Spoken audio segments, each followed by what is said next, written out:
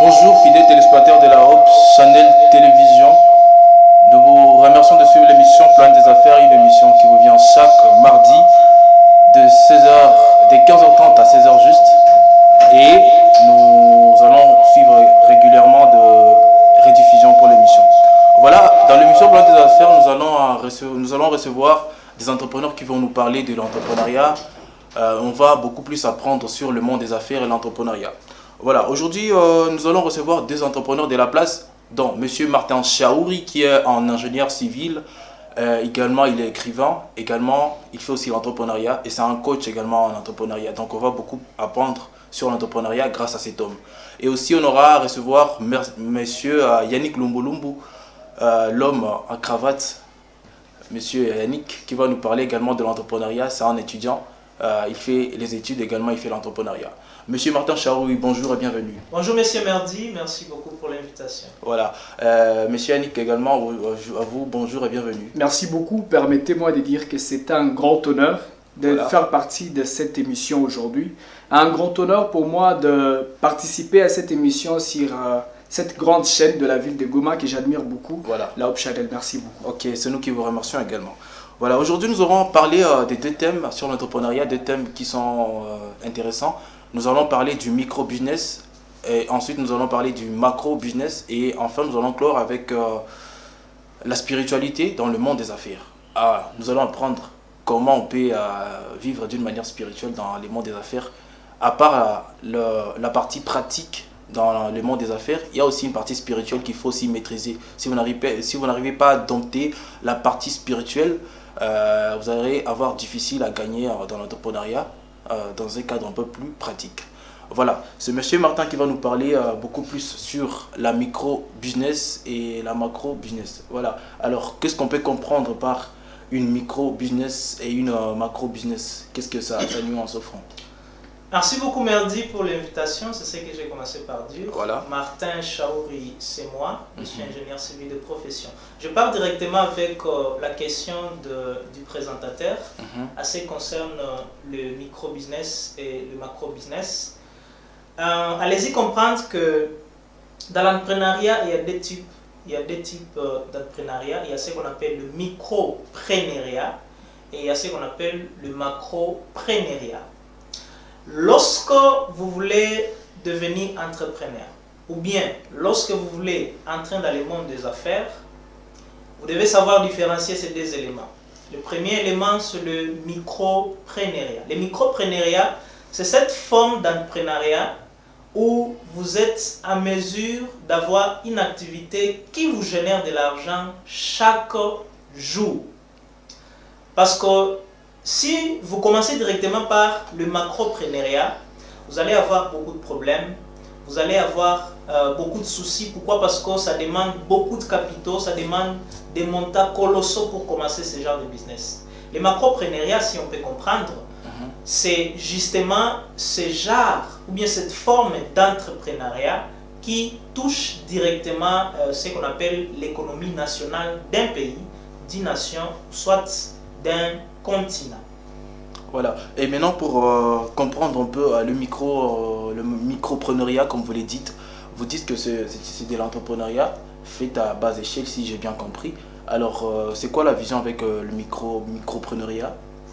Voilà, merci beaucoup pour la question. Vous savez, avec le micropreneuriat, le plus grand objectif de ça, c'est que vous puissiez avoir une activité qui vous produit de l'argent chaque jour.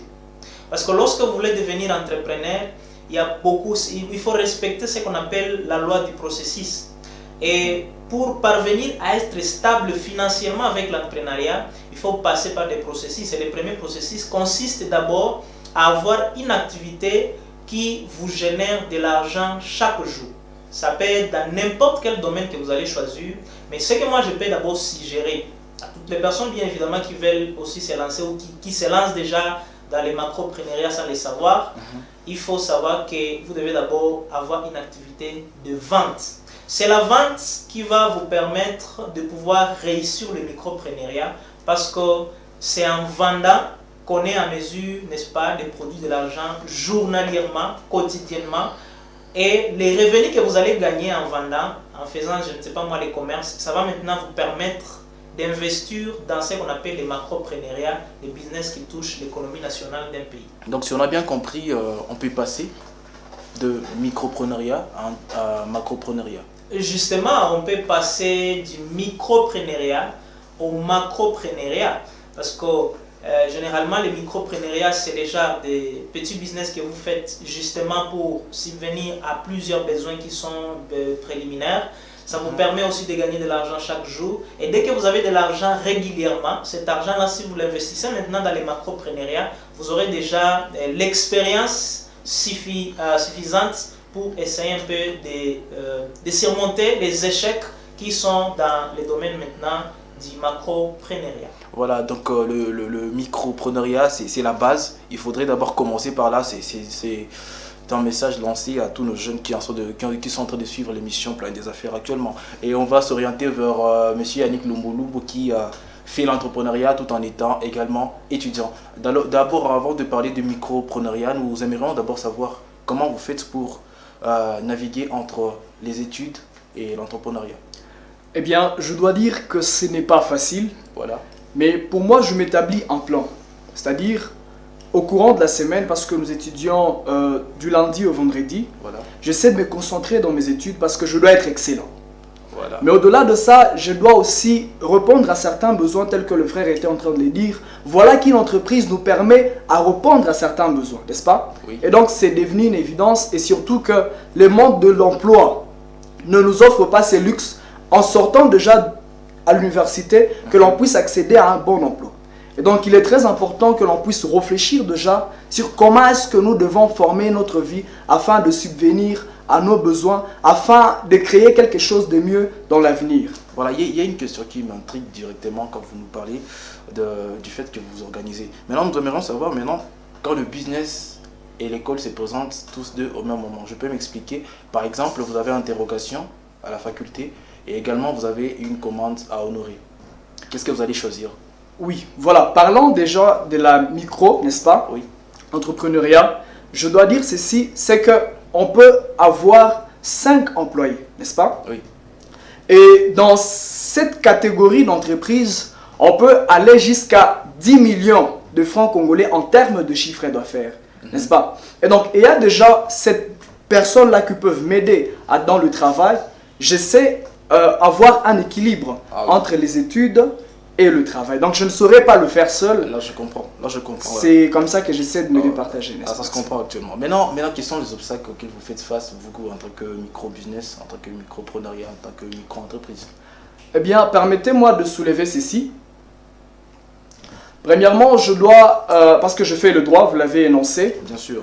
À l'article 6, n'est-ce pas, de l'acte uniforme relatif aux droits aux sociétés commerciales, mais aussi au groupement d'intérêt économique, on présente 7 catégories ou 7 formes d'entreprise, n'est-ce pas? Voilà. Premièrement, nous avons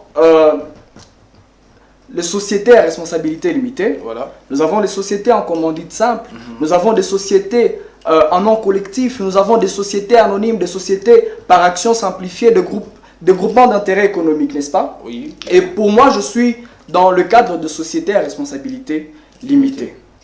Et donc, comment je fais lorsqu'il y a des obstacles? Ce qui est certain, c'est qu'il y en a. Ici à Goma, tous les commerçants savent qu'il y a la surtaxation. Voilà, et cela ne nous permet pas, oui, le premier obstacle, cela ne nous permet pas d'aller de l'avant. Il y a aussi un autre fléau, il s'agit du taux, l'instabilité du taux, qui ne permet pas, en tout cas, aux agents économiques, à tous les commerçants d'aller de l'avant. Il y a aussi des obstacles comme la guerre que nous subissons ici au Nord Kivu. Voilà. Les routes que nous n'avons pas, alors que nous devons avoir de produits qui proviennent, je sais pas, de l'intérieur, voilà, pour que nous puissions bien faire notre travail. Et donc il y a beaucoup d'obstacles, mais ici on est là pour réfléchir comment essayer d'être bon quand même, de bien réaliser son travail malgré ces obstacles-là. Voilà, si je peux récapituler pour ceux qui viennent de rejoindre l'émission Planète des Affaires, il y a M. Yannick Lumbulumbu qui nous parle de son micro-business qu'il effectue. Il nous a parlé des 3 obstacles. Donc, premièrement, il fait face à l'obstacle de l'instabilité d'abord du taux d'échange. Deuxièmement, il fait obstacle à l'instabilité, à la surtaxation d'abord. Et ensuite, il fait obstacle à au problème de... C'est quoi encore? Je viens d'oublier. De la sécurité. Voilà, de la sécurité des routes, voilà, des routes. Voilà, nous allons poursuivre avec notre sujet d'aujourd'hui et nous allons encore nous orienter vers Monsieur Martin qui était en train de nous parler de micro-business, de l'entrepreneuriat et de tout ce qui va avec. Voilà, aujourd'hui nous aimerions exploiter deux thèmes, mais malheureusement, faute de temps, nous n'aurions pas exploité la spiritualité dans le monde des affaires. C'est un thème que nous allons développer prochainement. Mais nous aimerions que vous puissiez nous conclure, selon vous, sur le micro-business et les macro-entrepreneuriats. Quel message vous donnez aux jeunes qui sont en train de nous suivre actuellement? Merci beaucoup, Monsieur Merdi, pour la très bonne question. À ce qui concerne cette question, j'aimerais justement conseiller à tous mes frères et sœurs qui sont déjà entrepreneurs comme moi, ou bien évidemment les entrepreneurs aspirants, les aspirants entrepreneurs, à bien vouloir développer un mindset de guerrier. L'entrepreneuriat n'est pas vraiment un business facile, ce n'est pas un monde tellement facile. Il faut avoir un mindset de guerrier. Et ce mindset, là-bas, il faut être à mesure de développer plus de discipline, il faut être à mesure de développer la consistance, la persistance, et il faut être aussi visionnaire. Et quand je dis visionnaire, il faut avoir ce qu'on appelle la vision à long terme. Et quand il s'agit de la vision à long terme, c'est cette capacité-là, n'est-ce pas, de commencer un business, et vous savez comment projeter ce business 5 ans après, 10 ans après, ou soit 30 ans ou 50 ans après. Et non seulement que vous allez rencontrer certains échecs, parce que c'est inévitable dans l'entrepreneuriat, vous allez taper poteau plusieurs fois, c'est inévitable dans l'entrepreneuriat. Il vous faut maintenant savoir, oui, j'ai commencé le business aujourd'hui, je viens de taper poteau aujourd'hui, je viens de rencontrer des échecs.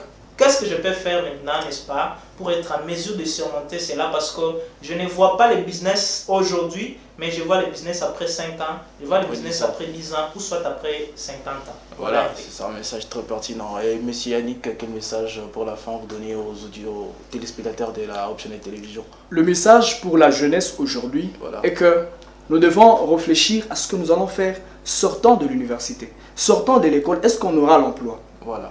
À cette question, je vous assure que nombreux n'auront pas d'emploi. Voilà. Ça, c'est certain. Et donc, pour ne pas se donner à ces choses luxueuses, il y a certains qui achètent des téléphones à 1500 $. Oui.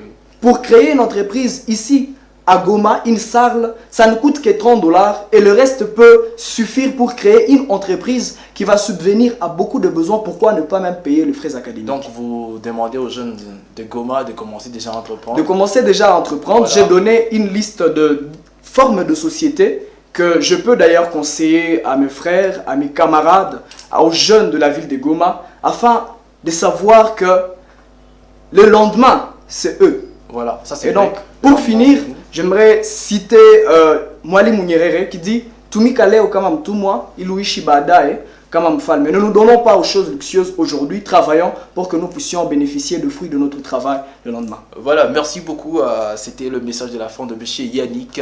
Nous avons eu à exploiter le micro-business, le macro-business également. Et il y a beaucoup de messages qui ont été donnés à nos fidèles téléspectateurs. Nous allons vous remercier pour aujourd'hui et nous vous donnons rendez-vous pour le mardi prochain avec un nouveau numéro sur l'entrepreneuriat.